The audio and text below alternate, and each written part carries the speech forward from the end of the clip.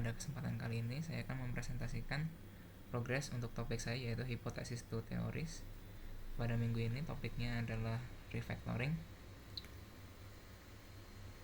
Jadi sebagai pengingat aja, hipotesis to theories itu dia melakukan induksi dari sebuah task reasoning, dan modelnya nanti akan melakukan semacam chain of thought, dan rantaian chain of thought tersebut dilakukan ekstraksi menggunakan regex sehingga menghasilkan rule library ini, dan dihitung apakah prediksinya itu benar atau salah, dan dihitung juga kemunculan rule-nya.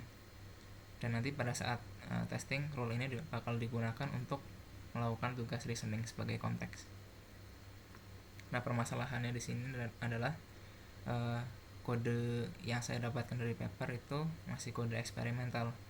Jadi tujuan utama dari kode ini adalah untuk melakukan banyak eksperimen dengan banyak config. Jadi di sini settingnya ya pakai setting config begini. Dan ini bakal bermasalah kalau misal diimplementasikan pada produksi. Jadi kode ini menurut saya kurang scalable. Nah, ini contoh file config-nya yang disetel oleh author. Jadi di sini ada jenis modelnya, terus ada path untuk ke prompt-nya, path untuk ke library-nya, terus di sini ada mean coverage. Itu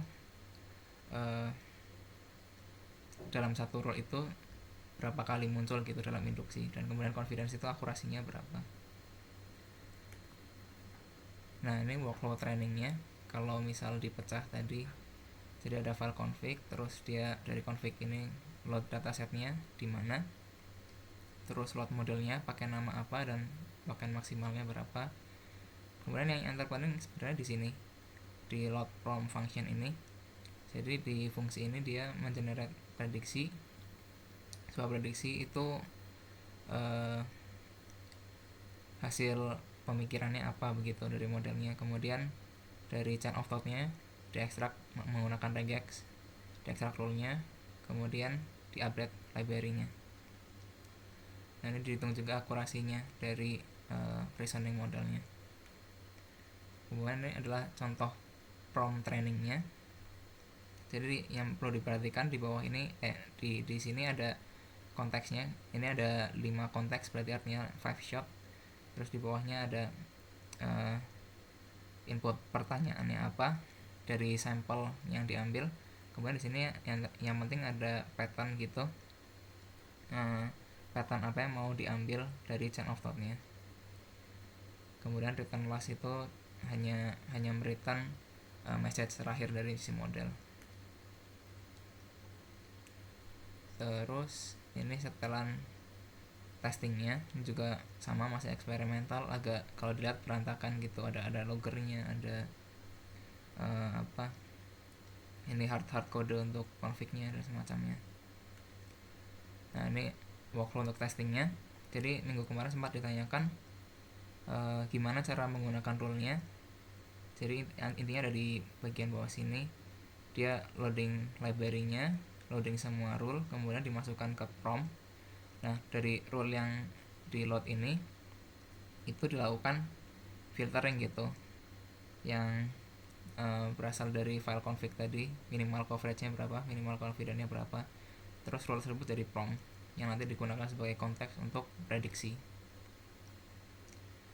Kalau dilihat dari setelan ini, emang semua rule itu digunakan yang masuk persyaratan mean coverage sama mean confidence itu. Nah, ini contoh prompt inferensi. Ada sistem, ada prompt. Sistem ini yang konteks untuk rule-nya, ngeload rule-nya gimana. Kalau dalam bentuk di dalam eksperimen itu adalah bentuk simbolik, ada bentuk tekstual. Kalau simbolik dia pakai semacam bentuk XML gitu formatnya. Terus kalau tekstual cuma di load aja teksnya, rule-nya per baris gitu.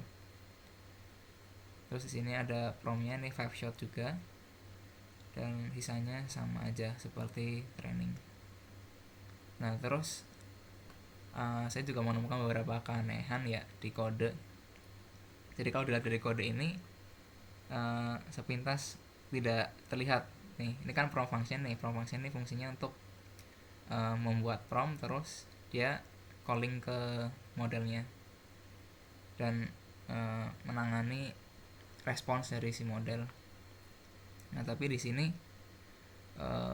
tidak terlihat cara loading rule-nya gimana. Dan setelah ditelusuri ternyata rule-nya itu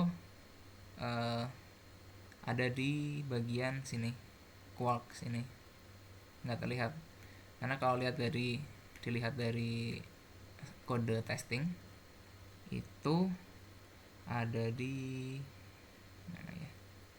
Nah nih, di rules sama dengan rules ini. Jadi rule-nya di log dulu berdasarkan mean coverage sama mean confidence-nya, kemudian baru dimasukkan ke langsung call ke ini kelasnya. Jadi nggak terlihat nih di bagian sini di render. Nah, ini juga formatnya pakai Jinja, jadi yang prompt template ini lakukan Jinja template biar bisa di render sesuai dengan format Jinja. Nah, di sini ada kesalahan juga di kodenya. Jadi bagian model GPT ini dia mengirimkan sistem juga, itu konteks untuk rule-nya. Sedangkan di kode untuk Gemini dia cuma ngirimin prompt aja. Nah, yang di sini cuma kirim prompt aja. Kalau di sini kan kirim message nih, kalau di sini cuma kirim prompt. Jadi nggak tahu ini eksperimennya salah atau bagaimana, atau ada yang terhapus. Nah, ini rule library-nya contohnya seperti ini. Emang dia bentuknya sebenarnya bukan rule, tapi dia mengekstrak gitu cara berpikir model lewat pola regex gitu. Mungkin resi regex itu menangkap kata is,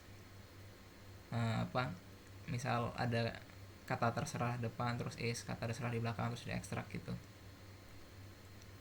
Kemudian ini adalah kurva pengerjaan tahap minggu 9 ini bakal dihabiskan untuk merefaktor kodenya, bangun pipeline, model dan semacamnya. Karena lumayan banyak juga ini untuk refaktor. Sekian, terima kasih.